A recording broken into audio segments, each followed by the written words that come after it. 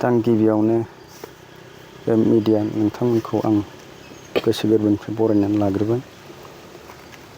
मैयानि बेलायाव आङो माने सानस्लाबनो हायैयाव आं हरखाबै बिपिएफआव जयनिं जाहैदोंमोन।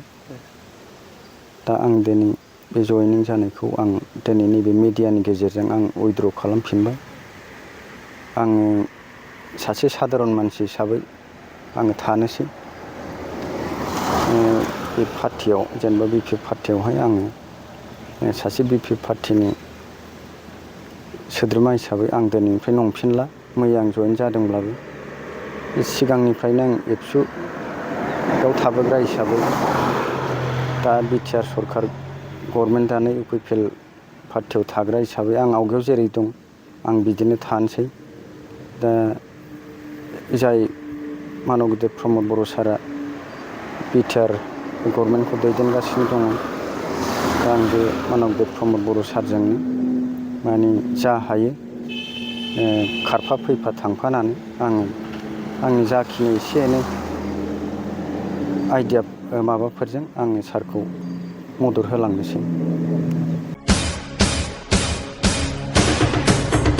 नोंथांमोना गावबा गावनि गथ'खौ सासे राफोद गेलेगिरि खालामनो गोसो दं नामा?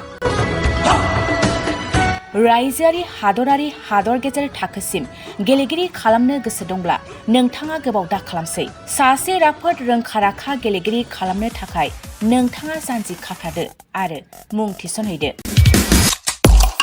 चिरां जिल्लानि सिङाव थानाय सोलिफु फोरोंसालि बल्लामगुरि काराटे एकाडेमि फोनांजाब राहा 8720903713 बड' हाउस काराटे एकाडेमि दलाइगाव फोनांजाब राहा 6900451157 बेंटल काराटे एकाडेमि फोनांजाब राहा 9678041226 बिरनगाव काराटे एकाडेमि फोनांजाब राहा 6901341656 आरो दालिगाव काराटे एकाडेमि फोनांजाब राहा 8720903713 बैफोर मख'नाय सोलोंसालिनिफ्राय सिगांनिफ्रायनो रायजोआरि, हादरारि, हादर गेजेरारि थाखोनिफ्राय बान्था मोननो हानाय सोलोंसाफोर मोननो हाबोनाय सोलोंसालि। बे मख'नाय फोरोंसालियाव रोंगौथि गोनां फोरोंगिरिया फोरोंथाय होनानै नोंथांनि गथ'खौ सासे राफोद गेलेगिरि सोरजिनायाव मदद आरो जाफुंसार खालामगोन।